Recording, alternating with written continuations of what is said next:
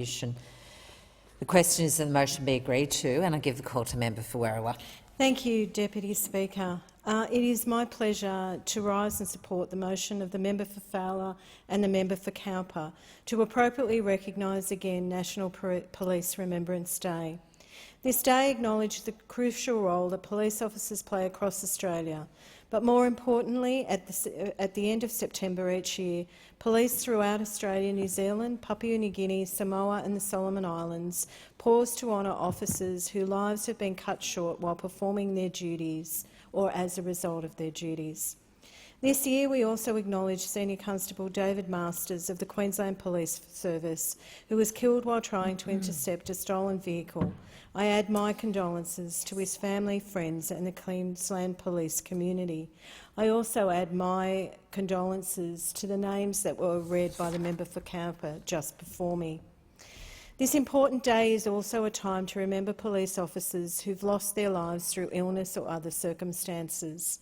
Whether it's in our local communities, social events, national disasters, global pandemics, the police force is there to serve our community, and it does a wonderful job of that.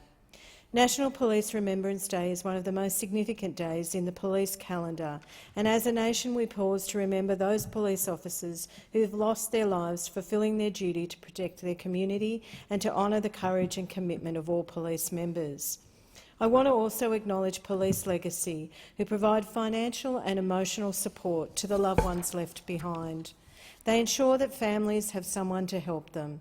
Police Legacy provides some financial support so children can still receive education and know that they are part of the bigger police community. The trust that a community places in its police force should never be underestimated. The risks faced by officers every day in a variety of roles and responsibilities they take on are recognised by all our community.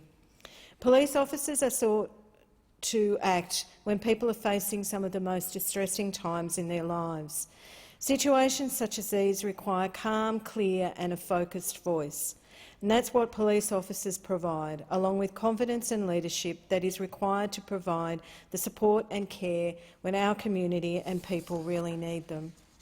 Many officers have had to face circumstances such as these on several occasions and conduct themselves with the utmost professionalism. I note particularly in the last few weeks with the protests that have been happening.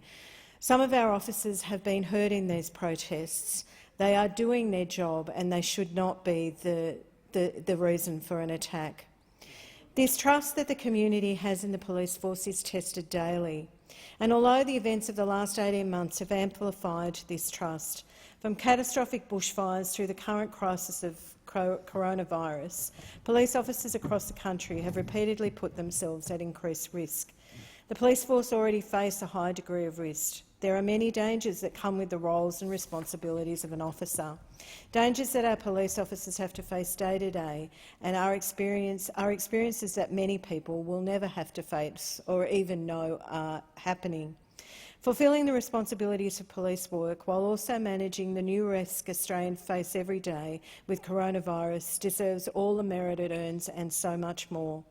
The logistic support delivered by New South Wales Police Force during this pandemic, not only in command but officers on the ground, was essential to assure the safety of the community. Throughout the changing landscape over the last 20 months, officers did not get complacent with the increased stress. They continue to keep our community safe. I would particularly like to acknowledge and thank Liverpool Police Area Police Officers and Commander Superintendent Adam White. I know the Liverpool Command has provided support and policing in the whole of New South Wales on border patrols during recent process and ensuring that members of our community during lockdown are supported by going door to door. This is all on top of the normal work they need to do every day to keep our communities safe. I acknowledge and appreciate the work of Superintendent White and his colleagues for their assistance and dedication to our community. Policing in a pandemic is not an easy job, and I thank the men and women of the police force in my community and around Australia every day for the job they do. I honour the nation's police officers' commitment, courage and dedication, ensuring the peace and safety of our community. and again acknowledge those who've made the supreme sacrifice doing their job to keep our communities safe. And I thank